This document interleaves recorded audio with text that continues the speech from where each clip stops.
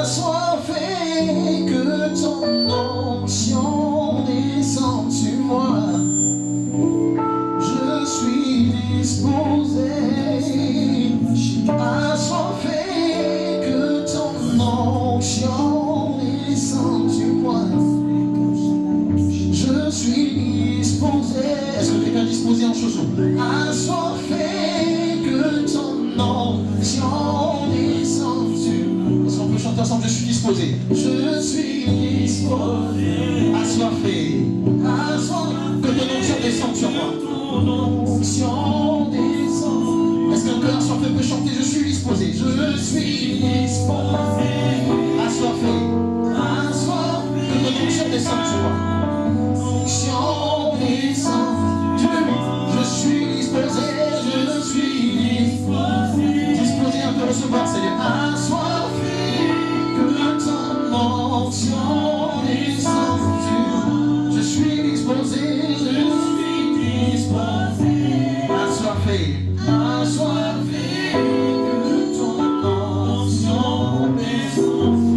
Je suis disposé, je suis disposé. Nous sommes disposés, assoiffés, assoiffé, que ton onction descende sur moi. Oui, Seigneur, c'est l'expression de mon cœur en ce jour. Nous sommes disposés à te recevoir, Jésus. Nous sommes assoiffés de ta présence, assoiffés de ta gloire, Seigneur. Nous voulons qu'on te soumette ce moment, Père, prends le contrôle de toutes choses. Père, je ne suis qu'un homme, je ne suis qu'un instrument, je suis limité, Père, je compte sur ta grâce. Seigneur, je compte pleinement sur ta grâce, Seigneur. Fais comme tu veux, Seigneur. Fais comme tu veux.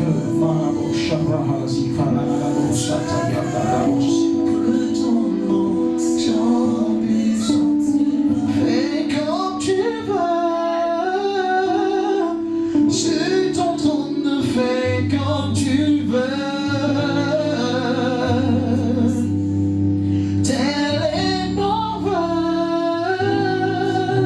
Sur ton trône, fais comme tu veux. Est-ce que quelqu'un peut me dire à Dieu de faire comme il veut? Fais comme tu veux. Sur ton trône, fais comme tu veux.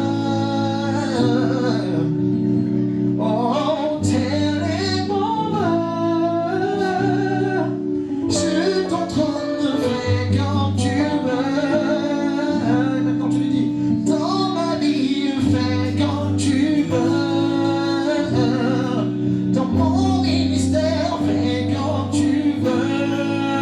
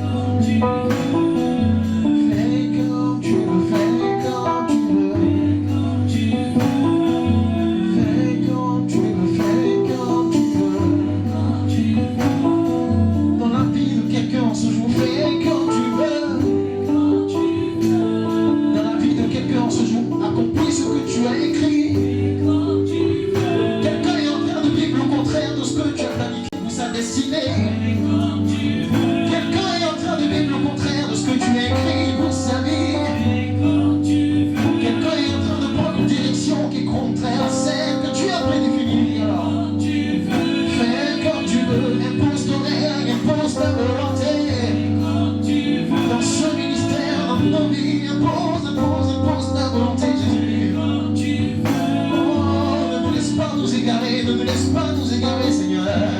Ne nous laisse pas aller dans tous les sens. Non, non, non, non, non, non, non, non, non, non. Oh Jésus, regarde-nous, repositionne-nous, Jésus, Jésus. Fais comme tu veux. Fais comme tu veux. Pour le mariage de ma soeur, fais comme tu veux. Fais comme tu veux. Pour son travail, fais comme tu veux. Fais comme tu veux, fais comme tu veux, fais comme tu veux.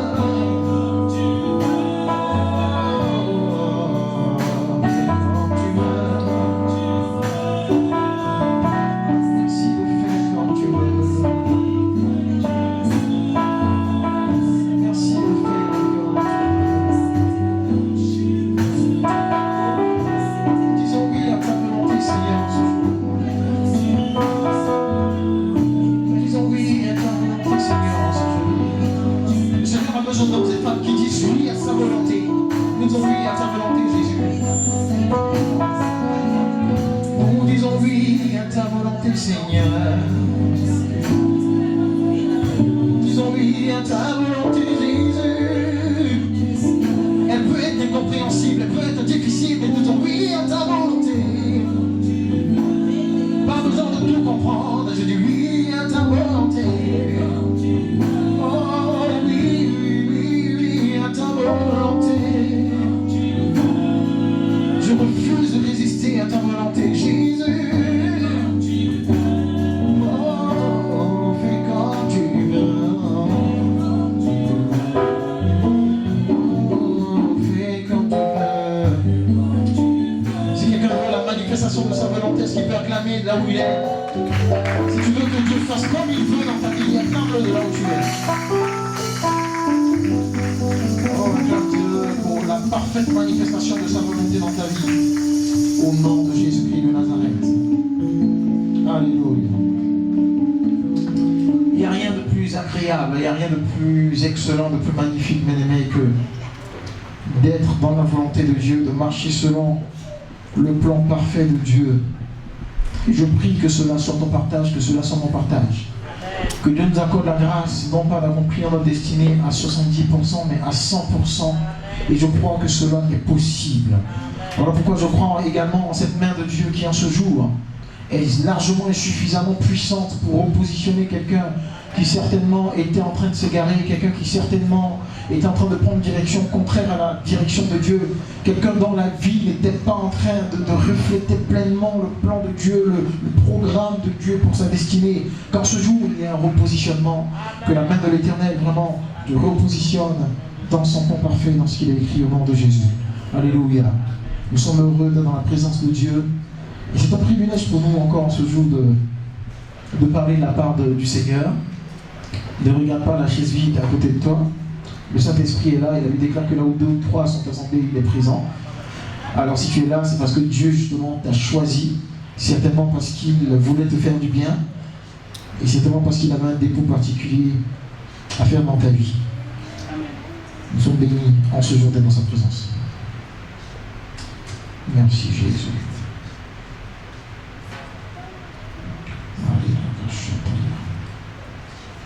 Alors nous allons sans plus tarder, bien aimés, prendre nos Bibles.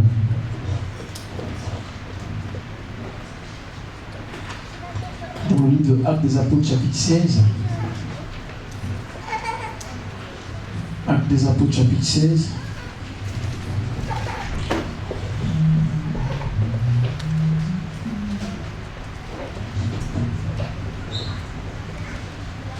À partir du verset 11, merci beaucoup, c'est bon de me faire la lecture. À partir du verset 11 jusqu'au verset 40, on va faire des petits sauts. Actes des Apôtres, chapitre 16, à partir du verset 11 au verset 40, et le deuxième texte, c'est Actes des Apôtres, chapitre 12, à partir du verset 1 jusqu'au verset 16. Je lis la parole du Seigneur. Actes, chapitre 16, verset 11 au verset 40. Étant partis de Troie, nous fîmes voile directement vers la Samothrace, et le lendemain nous débarquâmes à Néapolis. De là, nous allâmes à Philippe, qui est la première ville d'un district de Macédoine et une colonie. Nous passâmes quelques jours dans cette ville. Le jour du sabbat, nous nous rendîmes hors de la porte vers une rivière où nous pensions que se trouvait un lieu de prière. Nous nous assîmes et nous parlâmes aux femmes qui étaient réunies. L'une d'elles, nommée Lydie, marchand de pourpre de la ville de Thyatire, était une femme craignant Dieu et elle écoutait. Le Seigneur lui ouvrit le cœur pour qu'elle fût attentive à ce que disait Paul. Lorsqu'elle eut été baptisée avec sa famille, elle nous fit cette demande. Si vous me jugez fidèle au Seigneur, entrez dans ma maison et demeurez-y. Et elle nous pressa par ses instances. Au verset 16, comme nous allions au lieu de prière, une servante qui avait l'esprit de Python et qui en devinant procurait un grand profit à ses maîtres, vint au-devant de nous et se mit à nous suivre, Paul et nous. Elle criait, ces hommes sont les serviteurs de Dieu très haut et ils vous annoncent la voie du salut. Elle fit cela pendant plusieurs jours. Paul, fatigué, se retourna et dit à l'esprit, je t'ordonne au nom de Jésus-Christ de sortir d'elle. Et il sortit à l'eux-mêmes, verset 19. Les maîtres de la servante, voyant disparaître l'espoir de leur gain, se saisirent de Paul et de Silas et les traînèrent sur la place publique devant les magistrats. Amen. Dans le verset 23. Après qu'on les eut chargés de coups, il les jetait en prison en recommandant au geôlier de les garder sûrement. Le geôlier, ayant reçu cet ordre, les jeta dans la prison intérieure et leur mit les ceps aux pieds. Vers le milieu de la nuit, Paul et Silas priaient et chantaient les louanges de Dieu et les prisonniers les entendaient. Tout à coup, il se fut un grand tremblement de terre, en sorte que les fondements de la prison furent ébranlés. Au même instant, toutes les portes s'ouvrirent et les liens de tous les prisonniers furent rompus. Le geôlier se réveilla et lorsqu'il vit les portes de la prison ouvertes, il tira son épée et allait se tuer, pensant que les prisonniers s'étaient enfuis. Mais Paul cria d'une voix forte, ne te fais point de mal, nous sommes tous ici.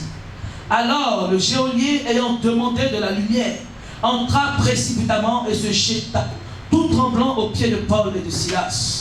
Au verset 30, il les fit sortir et dit, Seigneur, que faut-il que je fasse pour être sauvé? Paul et Silas répondirent, crois au Seigneur Jésus, et tu seras sauvé, toi et toute ta famille. Nous allons lire maintenant le verset 35.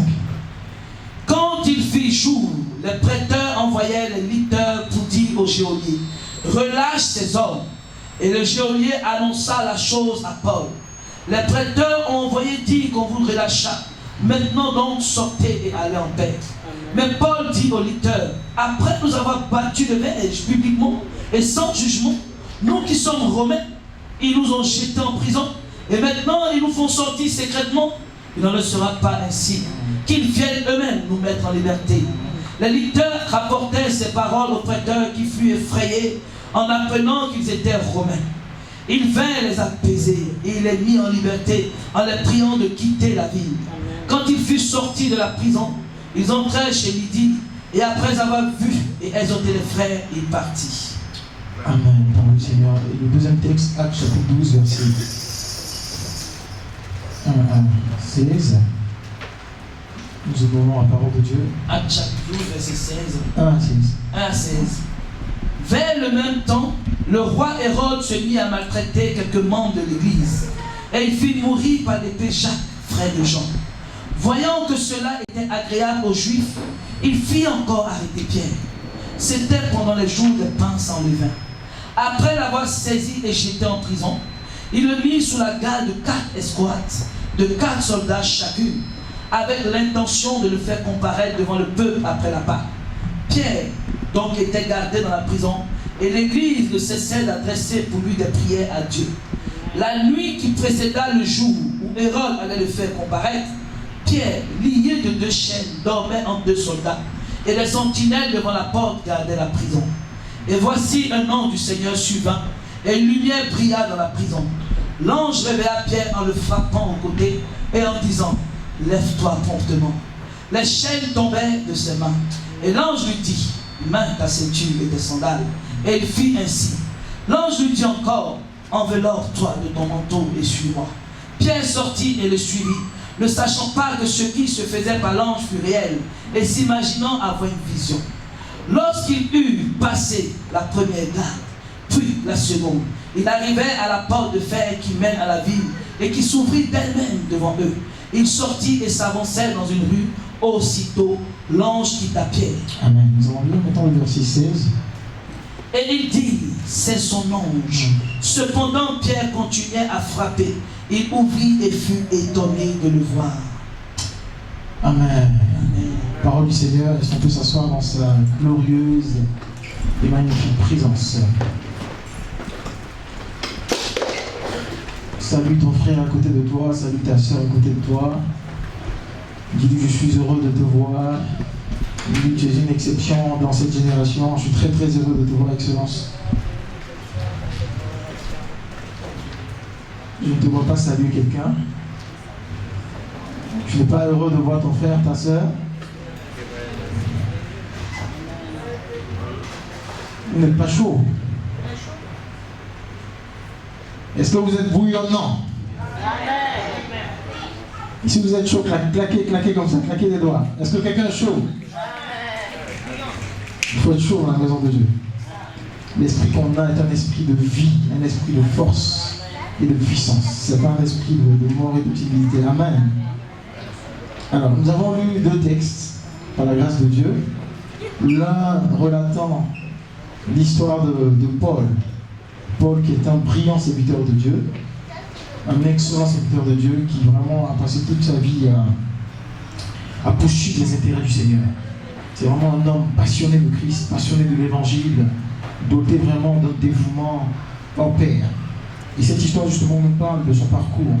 Pendant que justement il était en train de servir Dieu, il va arriver que Paul subisse, n'est-ce pas, une accusation, mais avec Silas, et que Dieu par sa grâce permette à ce qu'il soit libéré. Nous allons entrer dans le détail de ce texte. Dans le deuxième texte, nous avons vu l'histoire de Pierre.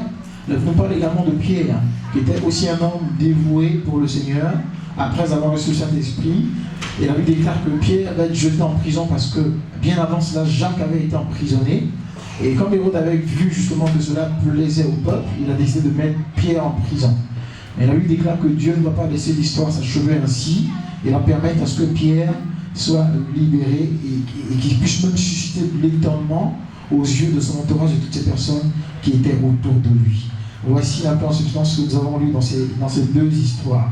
Alors en ce jour, bien aimé, nous voulons poursuivre dans la même lancée que ce qui a débuté depuis depuis du mois. On a eu de très très bons messages. Je veux bénir Dieu encore une fois pour tous les serviteurs et toutes les servantes qui nous ont bénis. Je veux encore honorer le leadership de ce ministère, le bishop Noli Mirekodio et son époux. Je bénis Dieu pour l'opportunité que Dieu me donne, en tout cas, de pouvoir en ce jour parler de sa part. Normalement, quand on parle de ton bishop, tu devrais acclamer un petit peu. Juste en signe d'honneur.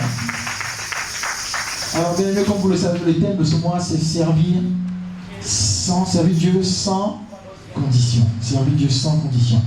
Alors, ce qui m'a marqué, bien aimé, c'est qu'on n'a pas juste parlé de servir Dieu, mais on allait plus loin en parlant de servir Dieu sans condition.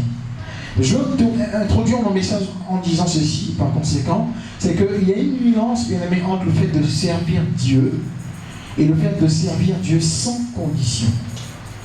On peut servir Dieu. Et la servante de Dieu nous a donné toutes les définitions sur le service brillamment, donc je ne vais pas revenir là-dessus.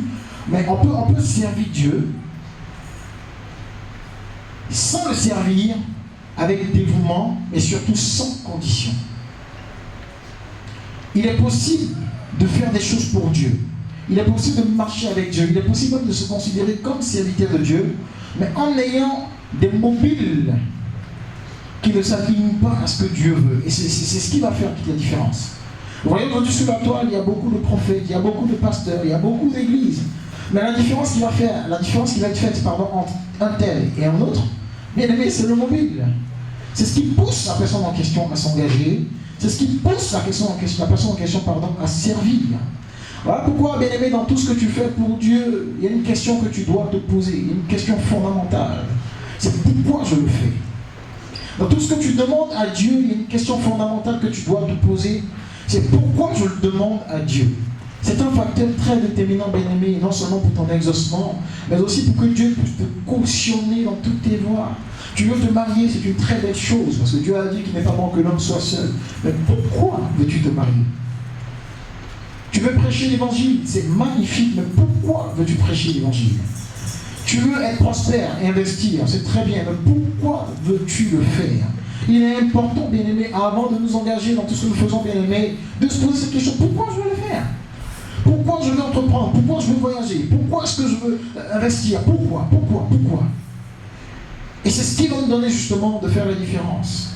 Et en faisant justement le listing de toutes nos motivations, toutes nos aspirations, si on est honnête envers nous-mêmes, on va se rendre compte à un certain moment que bien des choses que nous demandons à Dieu ou que nous espérons faire n'ont rien à voir avec les intérêts de Dieu. Seigneur, donne-moi beaucoup d'argent parce que je veux ci, je veux ça. Seigneur, donne-moi une nouvelle maison parce que je veux que mes enfants aient plus d'espace. Seigneur, accorde-moi la grâce d'acheter parce que ça fait 40 ans que je suis en France. Il faut que les gens voient quand même que je te sers et que... Vous voyez, donc tout tourne autour de nous-mêmes. Mais il est important, si on veut s'aligner en tout cas à ce thème que Dieu nous a donné en ce mois-ci, de revisiter nos mobiles, de revisiter nos leitmotivs et de nous dire que la source de nos actions et de nos entreprises ne doit être que les intérêts, ou les sources ne doivent être que les intérêts du Seigneur. Lorsqu'on parle de servir sans condition, bien-aimé, c'est simplement de passer au stade d'appelé, au stade d'élu. Parce que les appelés vont dire qu'ils servent. Tout le monde est appelé, tout le monde. Du moment où tu donnes ta vie au Seigneur Jésus, tu as un appel sur ta vie.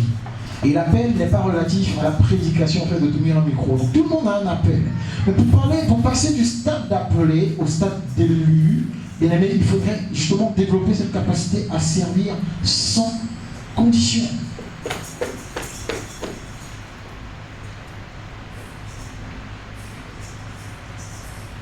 Et je me disais, parce qu'il y a une phrase qui me vient à l'esprit, vous savez,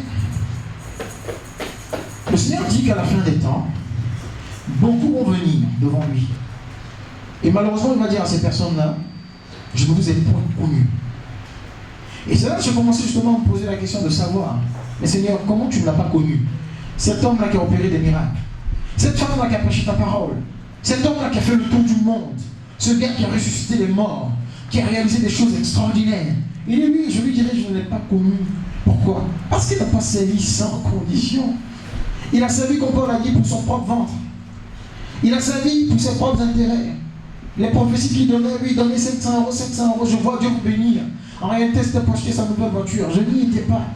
Tous les miracles qui étaient opérés n'étaient pas en réalité des miracles authentiques. Et derrière, justement, il y avait une monétisation de ça, de ce que je faisais au travers de lui. Et c'est là où justement on va être surpris. Et ça peut arriver même aux gens qui sont les plus dévoués. Parce que c'est très subtil, bien-aimé. Dieu est un Dieu qui sonde les cœurs et les reins. C'est très subtil. On peut être convaincu d'aimer Dieu, convaincu d'être passionné de Dieu. Et lorsque le Seigneur m'a fait asseoir et que moi-même j'ai justement commencé à réaliser, je me suis dit, il faut faire attention. Parce qu'il y a bien des choses que nous faisons, bien-aimés, qui n'ont rien à voir avec ce que Dieu veut, qui n'ont rien à voir avec les intérêts de Dieu. Et il dit que tout ce dans quoi il n'a pas d'intérêt, il ne s'y engage pas, il ne le reconnaît pas en quelque sorte. Et c'est pour ça qu'on va arriver là, tu vas donner à manger à 10 000 orphelins, tu vas faire tout ce que tu veux. Dieu dit, je n'ai pas reconnu cela. Parce que quand tu donnais pour être vu. Tu donnais pour qu'on dise que tu as de l'argent. Tu donnais pour qu'on dise que tu es une grande personne. Pour qu'on dise que tu es une bonne personne. Mais est-ce que tu l'as donné dans l'optique justement d'étendre mon bras? C'est la raison pour laquelle le sous-thème de mon message de ce jour, on y va tout doucement, c'est le mystère des chaînes. Le mystère des chaînes. C'est H-A-I accent circonflexe N-E-S. Le mystère des chaînes. Le mystère des chaînes. Le mystère des chaînes. En regardant la vie, bien aimé, de cet homme du nom de Paul, on peut constater que le mot chaîne est un mot qui était répétitif dans sa vie. Paul a été constamment enchaîné, constamment dans les chaînes, constamment enchaîné, constamment lié pour la cause du Seigneur. Dès qu'il a commencé à prêcher quelque temps après s'être caché pendant environ 2 ans, dès qu'il est sorti, des histoires ont commencé, prison.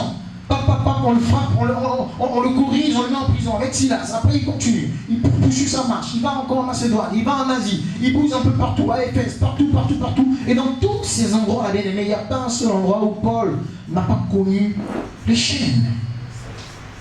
Il n'y a pas un seul endroit où Paul n'a pas connu les chaînes. Et là, j'ai commencé à questionner mes seigneurs. J'ai commencé à lui poser des questions justement sur ces histoires de chaînes. J'ai dit, mais Seigneur, toi qui dis que tu es venu pour qu'on ait la liberté, comment se fait-il que Paul, qui est un serviteur qui te représente, puisse être enchaîné durant presque toute sa vie? Seigneur, je ne comprends pas. Est-ce que ce n'est pas un peu contradictoire? Tu as dit que c'est pour ma liberté que tu es mort. Est-ce que le fait de te servir doit être forcément lié à des chaînes?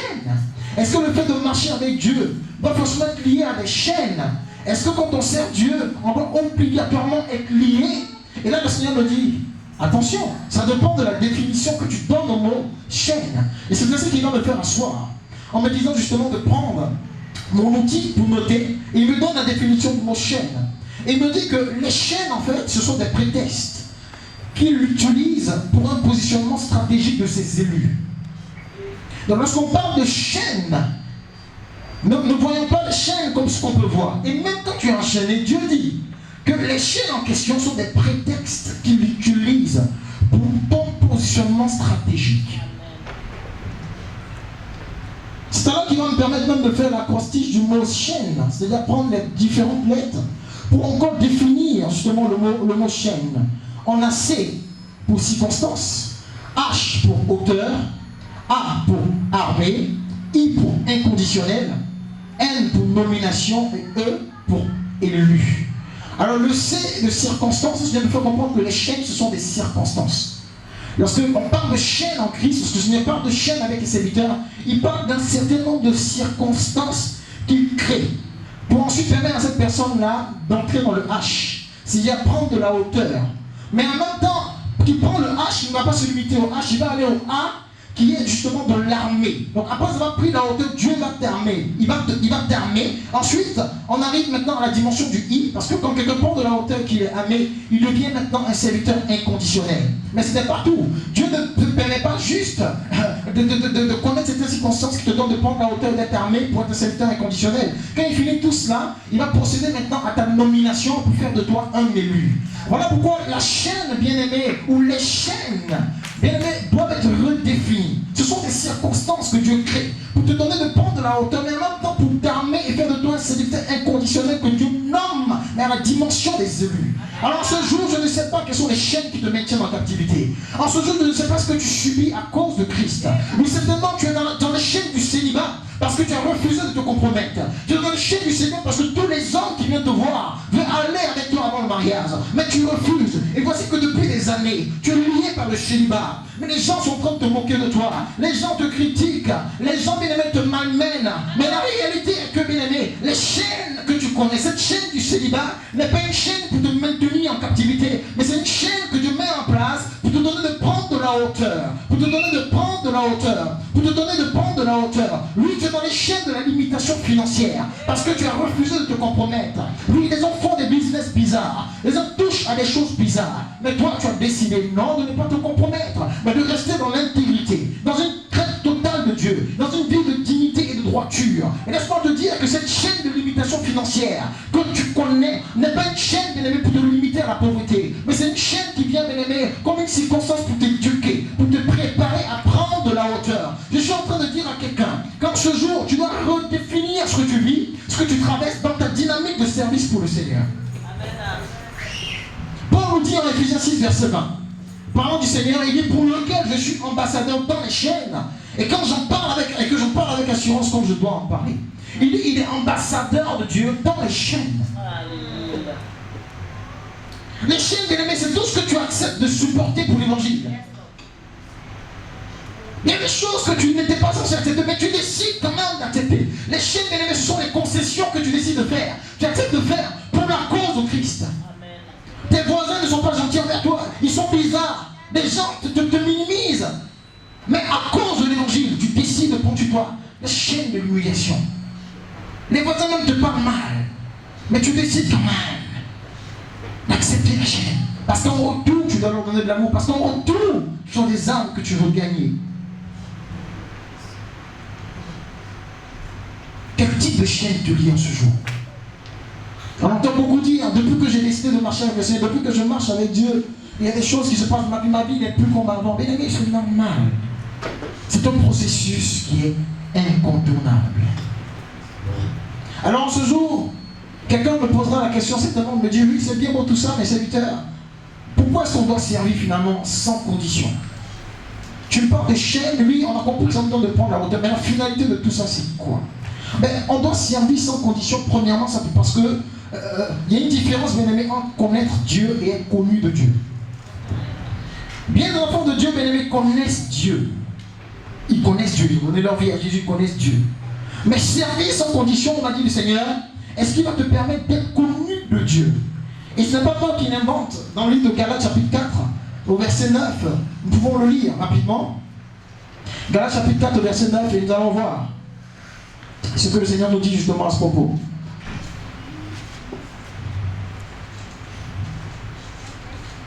Après Corinthiens, Galates chapitre 4, verset 9. Que nous dit la parole de Dieu? Il nous dit, mais à présent que vous avez connu, mais à présent que vous ne laissez pas d'Israël, bien aimé, mais à présent que vous avez connu Dieu, ou plutôt que vous avez été connu de Dieu, comment retournez-vous assez faibles et pauvres du monde auquel de nouveau vous voulez vous asservir? Ce qui veut dire, bien aimé, qu'il y a une différence. On connaît Dieu. Paul a dit, mais à présent que vous avez connu Dieu. Et après, il rectifie, non, plutôt que vous avez été, verset 9, 4, verset 9, Galates 4, 9. Galates 4, 9. Mais plutôt que vous avez été connu de Dieu. Donc il parle de connaître Dieu et être connu par Dieu. Une nuance, bien aimé. Beaucoup de chrétiens connaissent Dieu, mais peu sont les chrétiens qui sont connus par Dieu. Être connu par Dieu, bien aimé, c'est une dimension de l'élection, comme je disais dans mon introduction. Être connu par Dieu, c'est bénéficier d'une marque de distinction. Être connu par Dieu, bien aimé, c'est avoir un regard, bénéficier d'un regard particulier de Dieu vis-à-vis de nous. Mais cela, bien aimé, est attribué justement à ceux qui servent sans condition. Pourquoi servir sans condition? Parce que c'est un signe de maturité.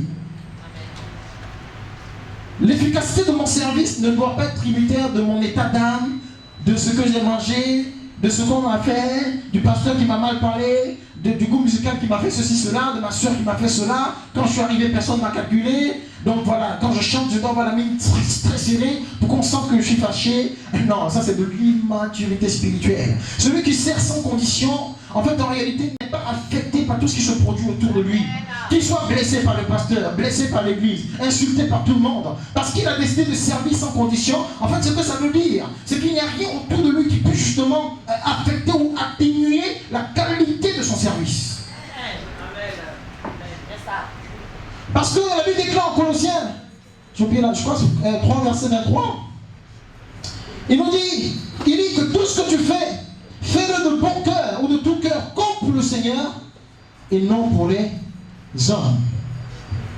Donc service sans condition est un signe de maturité. C'est un signe de maturité totale. On ne me donne rien, mais je sers. On ne m'apprécie pas, mais je sers. C'est un signe de maturité. Il faut être mature, bien aimé, pour servir sans condition. Donc pourquoi servir sans condition? Encore une fois, la réponse est que ça me donne justement de développer en moi la maturité spirituelle, de développer la stature parfaite de Christ.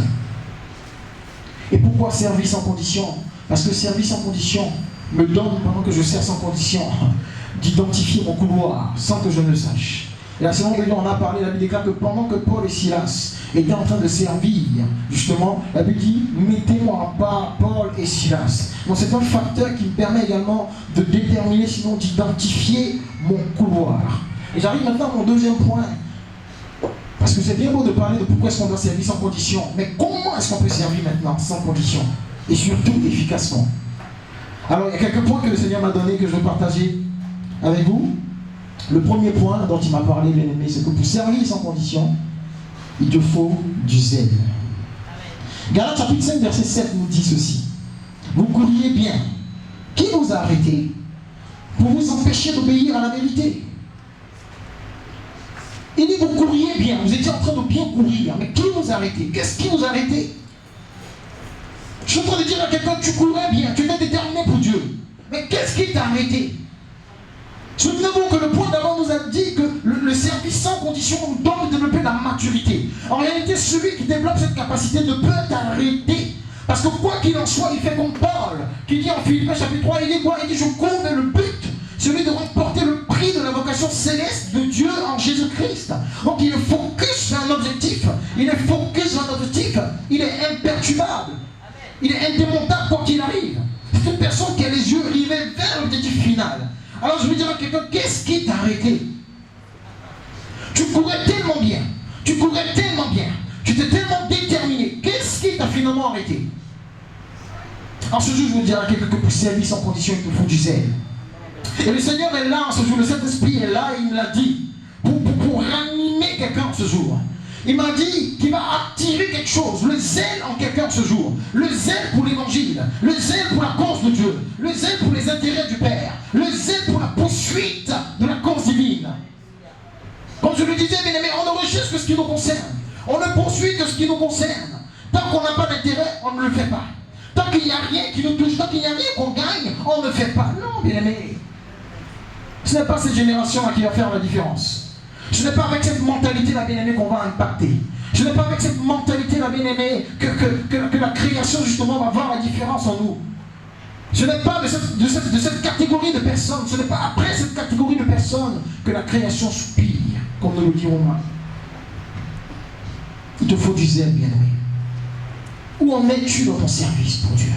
Qu'est-ce qui t'a arrêté? Dieu t'a dit, il y a 5 ans que tu vas te marier, ça fait 5 ans que tu n'es pas marié. Alors la qualité de ton service a baissé. Non, bien-aimé. Tu dois demeurer zélé.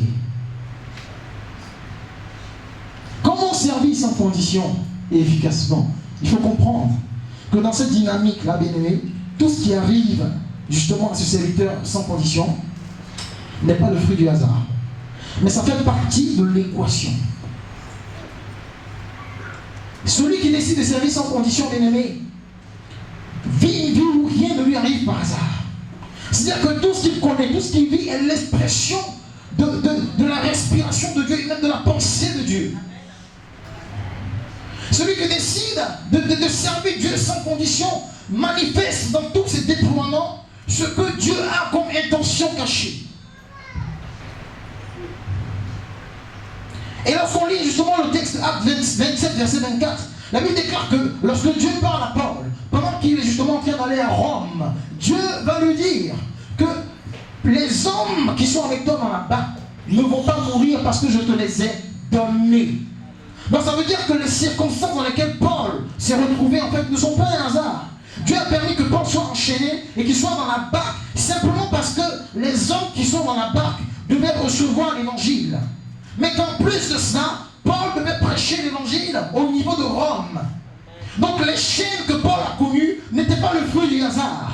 Les chaînes dans lesquelles Paul était n'émanaient pas d'un plan humain ou du hasard, mais c'était des circonstances, comme on l'a dit, que Dieu a créées pour permettre à Paul de gagner des dizaines de prisonniers et de prêcher l'évangile à Rome. Je suis en train de dire à quelqu'un que l'épreuve que tu vis aujourd'hui, la difficulté que tu traverses, l'endroit dans lequel tu es en ce moment, les choses qui tardent le plus bien-aimé, ne les utilise pas comme un prétexte pour dire Dieu m'a abandonné. Analyse bien ta vie et tu vas réaliser comme Paul que bien qu'étant dans les chaînes, il y a quelque chose à faire. Bien qu'étant enchaîné, quelque chose peut sortir de toi.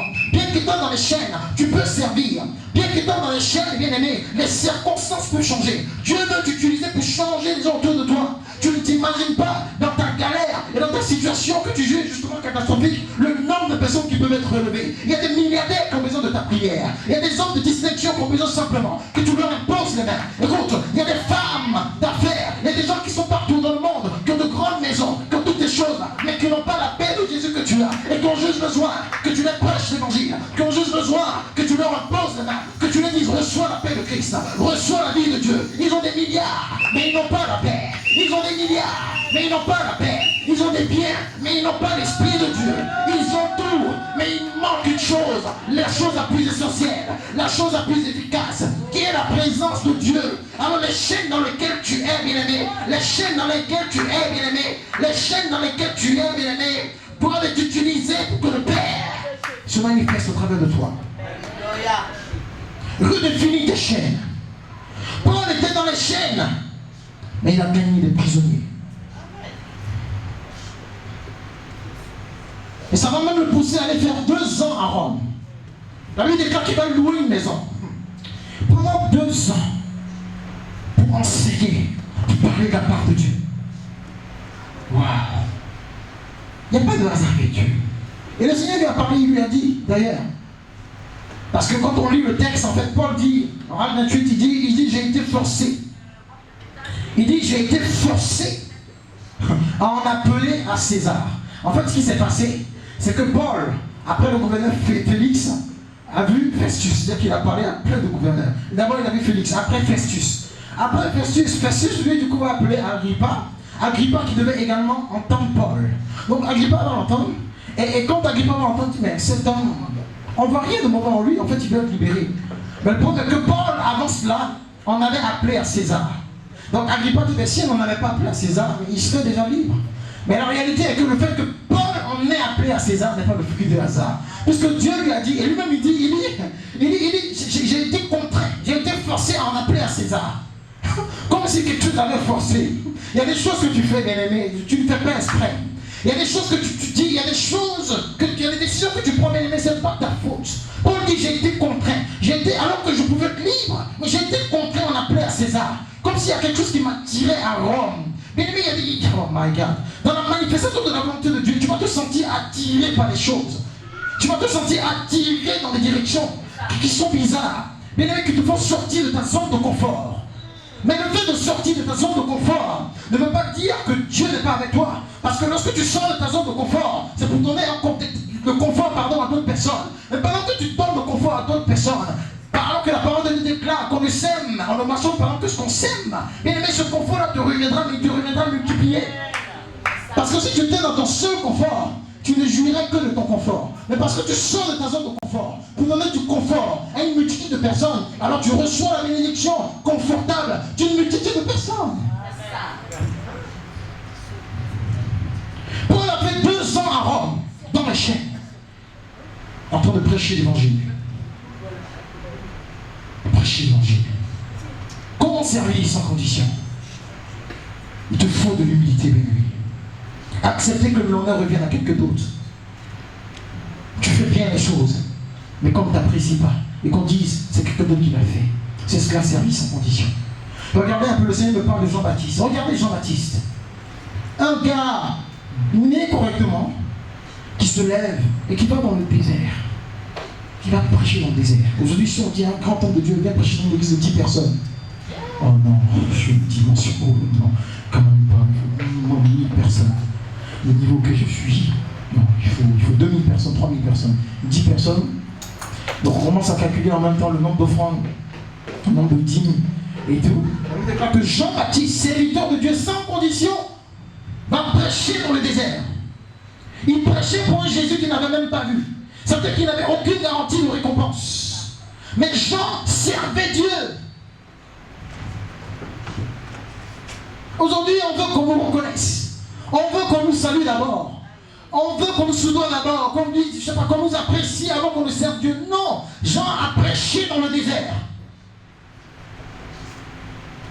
Et le Seigneur me dit que c'est cette qualité d'homme qui fait la différence. Aujourd'hui, on est surpris de voir qu'il faut demander pardon aux enfants de Dieu pour faire des choses dans la maison de Dieu.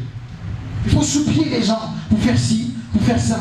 Il faut supplier les gens, même pour partager des choses. Non, pour faire des choses les plus élémentaires pour le Seigneur. Il faut supplier. Non, bien aimé, dans cette dynamique-là, il y a une dimension de grâce dans laquelle on ne peut pas rentrer avec le Seigneur. Comment servir Dieu, bien aimé? C'est déjà le service sans condition dans les petites choses qui t'entourent. Commencer à servir Dieu déjà dans ton foyer. En étant un bon exemple en tant que femme. En étant un bon exemple en tant que père. La Bible déclare que celui qui n'a pas soin des siens est pire qu'un infidèle. Quand on parle de soin des siens, on ne parle pas seulement de leur donner de la nourriture. Parce qu'il y a des pères de famille qui donnent de l'argent à la maison, mais qui battent leurs femmes. Il y a des pères de famille qui laissent leurs enfants justement tomber dans l'impureté, dans l'impudicité, dans des choses bizarres, bien que donnant de l'argent. Donc lorsqu'il parle de prendre soin des siens, il n'est pas en train de parler seulement de l'argent. Il est en train de parler du fait de veiller à ce que ta maison connaisse un certain équilibre. Il est en train de parler du fait de veiller à ce que ta maison connaisse une certaine stabilité. Alors comment servir Dieu sans condition? Mais commence déjà par ta maison. Tu es une femme. Quel témoignage peut donner ton mari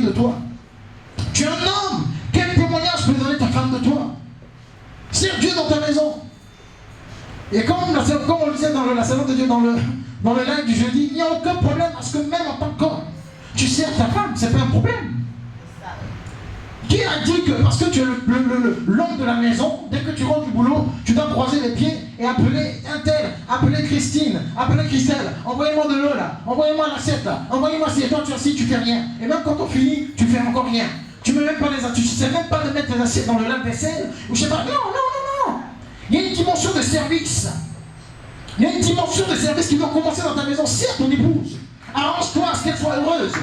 Tu peux lui apporter à manger, c'est pas un problème. Tu peux décider de faire à manger pour ta femme, ce n'est pas un problème. Tu peux décider de laver ses pieds, ce n'est pas un problème. Tu peux décider de faire le ménage, ce n'est pas un problème. Mets-toi de temps en temps à la maison, ce n'est pas un problème. Arrête d'être le père qui vient, qui s'assoit et qui croise les pieds. Mets-toi à la maison souvent, fais-le. Ça ne t'enlève rien en tant qu'homme. En le faisant, tu sers Dieu. Donc ne venons pas dire qu'on veut gagner le monde entier, qu'on veut gagner l'univers tout entier. Si on n'arrive même pas à manifester une certaine exemplarité auprès de ceux qui sont autour de nous.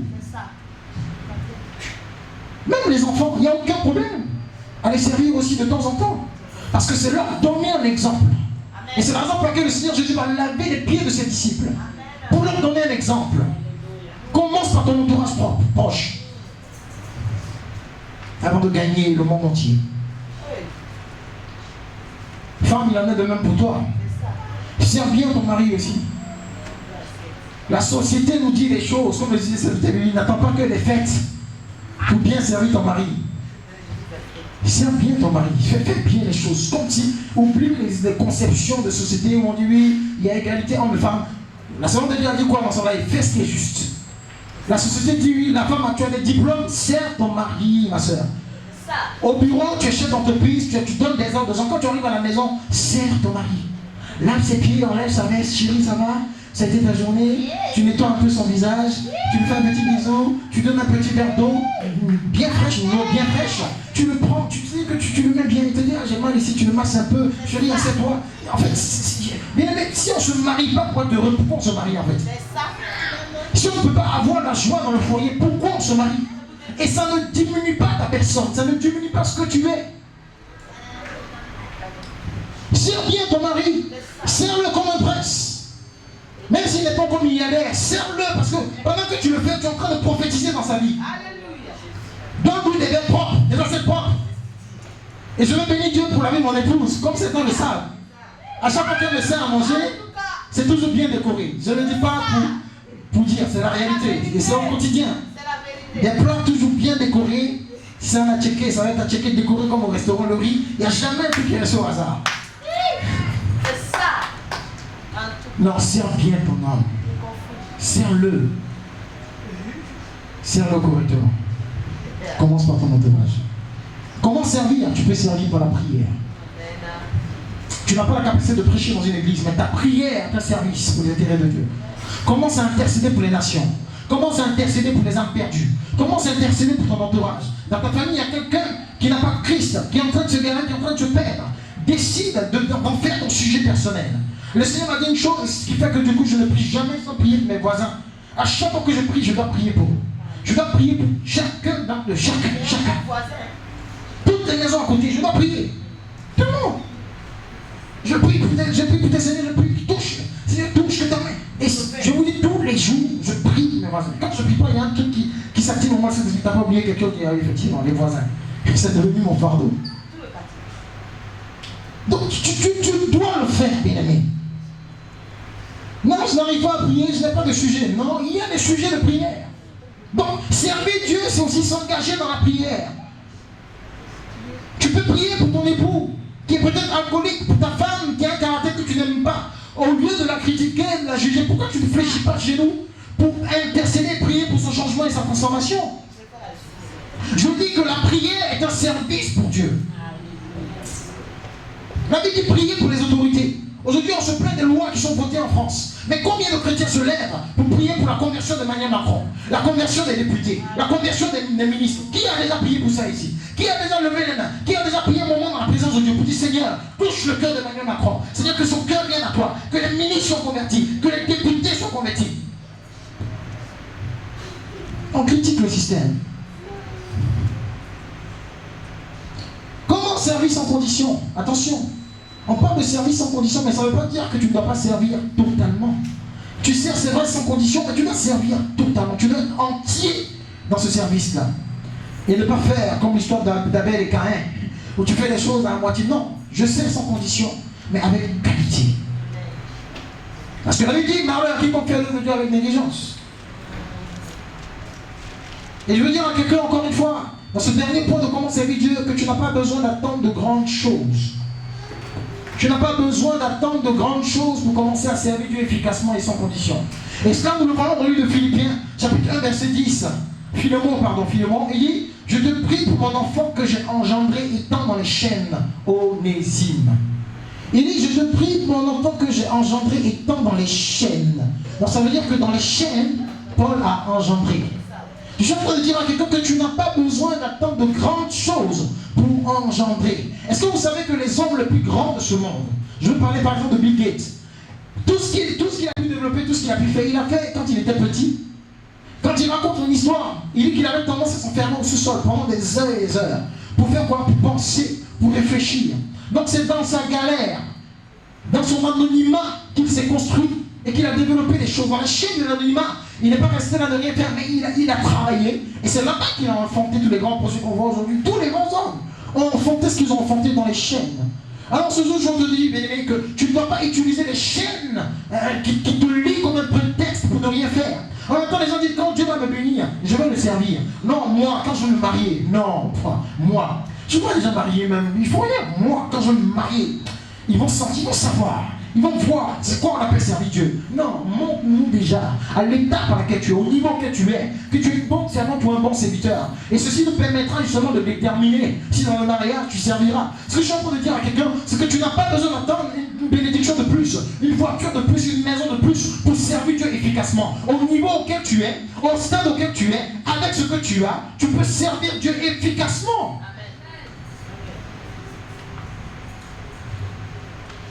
Je voudrais maintenant finir, mes amis, pour parler des bénéfices du service sans condition. Parce qu'attention, c'est pas parce qu'on va dire qu'il faut servir sans condition que ça veut dire qu'il n'y a pas de bénéfice. Parce que le Seigneur même l'a dit, lorsque Pierre lui a posé la question, en Marc 10, versets 29 à 30, il dit, il n'y a personne qui, ayant quitté père, mère ou autre, ne reçoive justement tout ce qu'il a abandonné en question là, au centuple. Donc ça veut dire que même quand je suis en train de servir Dieu sans condition, my goodness, c'est quand même avec intérêt. Sans condition, mais jamais sans rémunération. Deuxième bénéfice, lorsque je sers Dieu, je bénéficie d'une immunité céleste, d'une immunité divine. Et c'est ce que Paul a expérimenté lorsqu'il a été piqué par la vipère. Parce qu'il était dans les chaînes en train de servir Dieu sans condition. Il était hors de question que la vipère puisse ôter la vie à Paul. Quand tu sers Dieu sans condition, bien-aimé, tu peux traverser des moments difficiles. Tu peux vivre des situations désastreuses. Mais elles ne peuvent t'emporter, bien-aimé. Les flancs peuvent se lever, mais ils ne peuvent t'emporter à cause du cœur que tu as, à cause de ce cœur zélé et passionné. Dieu, bien-aimé, dans ce que tu traverses, te garde quand même. Regarde. Combien de challenges tu as traversé? Regarde ta vie, bien-aimé, regarde. Depuis que tu es dans ce pays, depuis que tu es né, regarde, bien-aimé. Regarde toutes les difficultés, mais tu tiens encore debout. Parce que Dieu a un plan pour toi. Parce que l'Éternel est avec toi. Parce que la main de l'Éternel a écrit quelque chose pour ta destinée, pour ta vie. Parce qu'il a regardé à ton cœur. Et il a dit non, je ne peux pas la laisser sauver. Voilà pourquoi malgré les flèches des sorciers, parce que crois-moi, des flèches il y en a. Si Dieu ouvrait tes yeux pour te montrer le nombre de personnes qui voulaient t'ôter la vie, le nombre d'accidents qui auraient dû t'emporter. Dans ton sommeil, bien aimé, tout ce qui était fait pour toi. Si Dieu ouvrait tes yeux pour te montrer ces choses-là, tu t'asserrais, tu dirais alléluia, gloire à Dieu. Il y a eu tellement d'attaques, tellement d'oppressions, tellement de choses pour nuire à ta destinée, tellement de choses pour t'arracher ta paix. Mais Dieu t'a préservé, Dieu t'a gardé, et il n'a pas permis que la vipère qui t'a mordu puisse t'ôter la vie. Simplement parce qu'il a vu ton cœur. Voilà pourquoi je veux dire à quelqu'un, continue de servir sans condition, parce que tu es en train d'augmenter ta capacité à bénéficier de l'immunité divine. Ce que tue les autres ne te tuera pas, parce que tu sers sans condition. Ce qui détruit les autres ne te détruira pas. Ce qui emporte les autres ne t'emportera pas. Voilà pourquoi les gens sont étonnés, et ils nous voient, malgré le Covid-19, on est en bonne santé, on marche, on vit comme si de rien n'était. Le Seigneur fait grâce, Dieu pourvoit, Dieu agit. mais simplement parce qu'on est dans un système qui est différent de celui du monde. Service sans condition te donne de bénéficier de l'unité divine. Service sans condition, c'est prêter à Dieu. Et je m'appuie sur le proverbe qui dit justement que celui qui fait quoi? Celui qui aide le pauvre ou celui qui assiste le pauvre prête à l'Éternel. Alors je me suis dit, mais attends, si le fait pour moi de faire du bien à un pauvre est un prêt que je fais à l'Éternel, alors qu'en est-il du fait de servir Dieu dans sa maison ou où que ce soit, sans condition? Donc pendant que je suis en train de servir Dieu, je deviens moi un créancier de Dieu. Waouh! Quand le Saint-Esprit a ouvert mon esprit, je me suis dit, wow, my goodness! Il n'y a aucune raison par là pour que j'attende une rémunération humaine, c'est pas possible. Je préfère être créancier de Dieu que d'être créancier d'un homme. Alors pendant que j'investis dans le royaume, pendant que je sers Dieu, avec tout ce que je suis, avec mes finances, avec ma personne, avec tout ce que je suis en train de prêter à l'Éternel. Alors que la banque divine est la banque avec le taux d'intérêt le plus élevé. La banque divine est la banque, bien aimée, qui est la plus sûre au monde. Donc pendant que je prête à l'Éternel, oh my goodness. Vous savez, quand Dieu vous explique certaines choses, vous vous asseyez, vous dites, waouh. Et le Seigneur m'a ouvert mon esprit, monsieur, sur l'époque, tous ceux qui m'ont connu à l'époque. Bien aimé, j'étais passionné, et je le suis toujours. Je pouvais prendre à l'époque mon piano. Je faisais 3 cultes le dimanche. Le Seigneur me demande de rendre ce témoignage, c'est pour ça que je le rends. Pour ceux qui le savent, je faisais 3 cultes le dimanche. Je mettais ici le piano, bandoulière, et puis je chantais comme ça. Alors ma démarche, on va commencer à changer. Le piano, il faisait, je ne sais même plus combien de kilos. Mais il était lourd. Certainement, il était lourd. Je montais les escaliers, je me souviens plus de fois même, pour ne pas rater le train, je suis tombé dans les escaliers. Ah, Jesus Christ. 3 cultes le dimanche avec un piano. Et à l'époque, je bénis Dieu parce que des gens m'ont fait des propositions. Beaucoup de gens, il y avait un pasteur à l'époque qui avait dit, viens, à l'époque, juste en tant qu'étudiant jeune, il dit, viens, je te donne 1000 euros par mois, viens s'aider avec moi, on va faire ci, on va faire ça. Je ne veux pas dire son nom, on va faire ça, on va faire ça. Mais j'ai me dit, non, tu n'y vas pas. J'ai continué de servir Dieu. Certains m'avaient fait des promesses. Non, on va te donner ça, on va te donner ça. Parfois, ça faisait ma tête, mais pourquoi ils promettent, ils ne font pas? Dieu dit, laisse. My goodness. Service sans condition. C'est prêter à l'Éternel. Et je vous assure, bien aimé, qu'il y a des choses dans ma vie qui m'arrivent parfois. Et je me dis, waouh, comment Dieu est bon. C'est le genre de choses que tu ne mérites pas. Le genre de choses que tu ne mérites pas, c'est-à-dire que le genre de porte que Dieu t'ouvre, le genre de faveur, le genre d'opportunité, le genre de grâce que Dieu met à ta disposition, et tu te dis waouh. Et c'est là que le Seigneur va me faire rentrer dans mon autre point. Il dit oui, parce que simplement, quand tu sers, tu rentres dans le système très rare de compatibilité divine. Ça veut dire que pendant que tu es en train de servir Dieu, tu rentres dans la bourse divine. Donc il y a un système de conversion. C'est-à-dire qu'un système de conversion de devises. Le Seigneur convertit ton service en devise surnaturelle. Et c'est ce qui est arrivé à notre sœur Tabitha. Lorsque Tabitha est en train de donner aux gens, Tabitha ne savait pas ce qu'elle faisait. En réalité, elle était en train de prêter à Dieu. Mais non seulement elle prêtait à Dieu, elle était en train en même temps d'investir dans la bourse divine. Non seulement elle investissait dans la bourse divine, mais elle était en même temps de s'inscrire dans un système de conversion, de convertibilité des mèches naturelles. Et comme rien ne vaut la vie déclare qu'un jour Tabitha va mourir. Et Pierre va arriver. On dit, mais qui est Tabitha? On dit, Tabitha est donnée à manger aux gens. Tabitha est cousée les vêtements pour donner aux gens. Pierre dit quoi? Attendez. Parce qu'en réalité, quand elle est morte là, personne ne s'est intéressé à elle. On s'apprêtait même à l'enterrer. Et voici qu'un homme spirituel va arriver. Pour dire, mais attends, mais qui était cette femme? On va commencer à citer. Et Pierre, étant conscient du système de conversion divine, va dire, mais attendez. Lorsque je regarde dans l'esprit, je vois que ce qu'elle a posé comme acte peut être converti pour lui donner de la vie. Alors Pierre va rentrer dans un système surnaturel pour convertir les actes de Tabitha en une vie nouvelle qui va rentrer en elle et lui donner de se relever. Je suis en train de dire à quelqu'un que tout ce que tu as fait dans le passé, tu ne l'as pas fait en vain. Il y a un moment où tu seras par terre, il y a un moment où tu seras abandonné, il y a un moment où tu n'auras plus d'espoir, il y a un moment où tout le monde te tournera le dos. Et c'est en ce moment-là que la conversion va se faire. Dieu va convertir ton chant, le chant que tu as fait à l'église, le balayage que tu as fait. Dieu va le convertir en provision financière. Dieu va le convertir en hommes et femmes qui vont venir te défendre. Dieu va le convertir en biens matériels. Dieu va le convertir en faveur imméritée. Il y a une conversion dans laquelle tu rentres lorsque tu décides de servir Dieu sans condition. Tabitha ne s'est pas imaginé. On dit que la vie n'a pas de prix. Mais si, il y a une conversion qui a été faite. Et c'est pour ça que Ecclésiaste 11 dit, jette ton pain sur les eaux. Jette. C'est seulement sans condition. Quand je dis jette ton pain, est-ce que tu peux dire à quelqu'un, jette ton pain? Jette ton pain. Dis, arrête de calculer. Jette ton pain. Investis pour Dieu.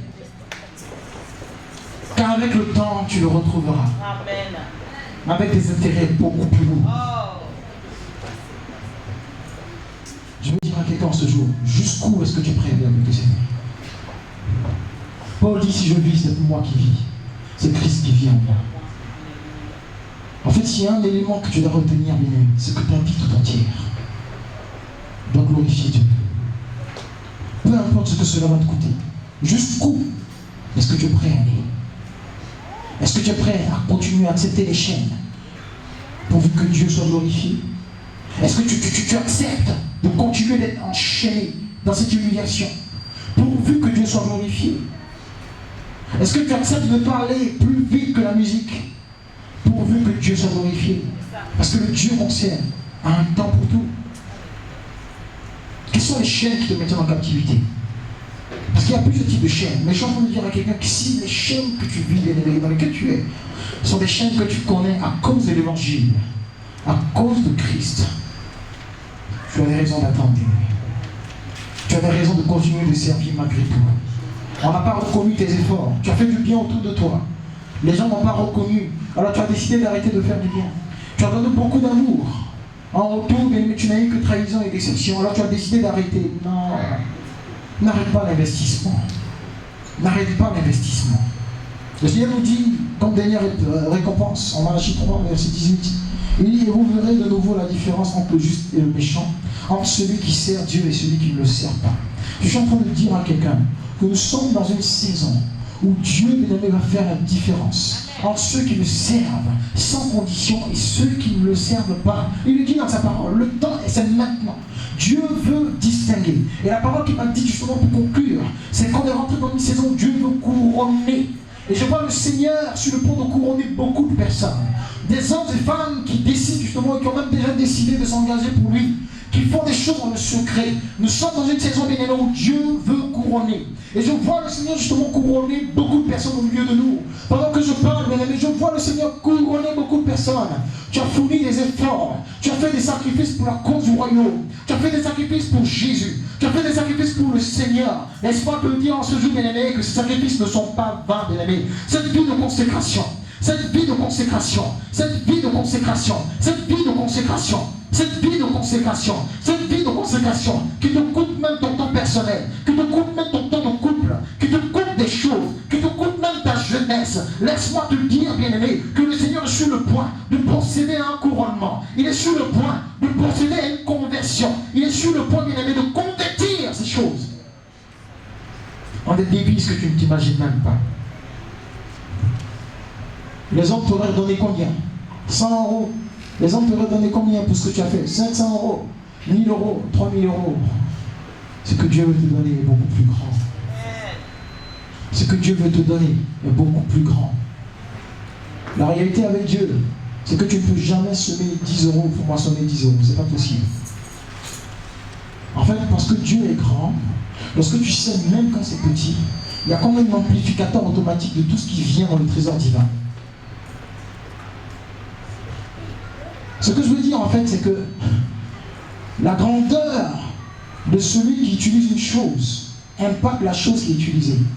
Quelqu'un n'a pas compris. Ça veut dire que parce que Emmanuel Macron ou une star aura mis une chaussure par exemple, on dit oh c'est la chaussure, aujourd'hui il y a eu Mike Jordan, il y a une chaussure là qui a été mise, j'en sais je ne sais plus à combien, près d'1 million d'euros ou plus, parce que c'est Michael Jordan. Ce que je veux dire, c'est que la chose que tu donnes à Dieu, qui est petite et que Dieu utilise, dès le moment où Dieu la touche, elle change de valeur, elle s'amplifie. Les 5 euros que tu donnes pour Dieu, le petit service de balayage, dès le moment où ça monte vers Dieu et que Dieu l'agrée, ce n'est plus un petit balayage. C'est comme si tu étais en train de balayer les rues.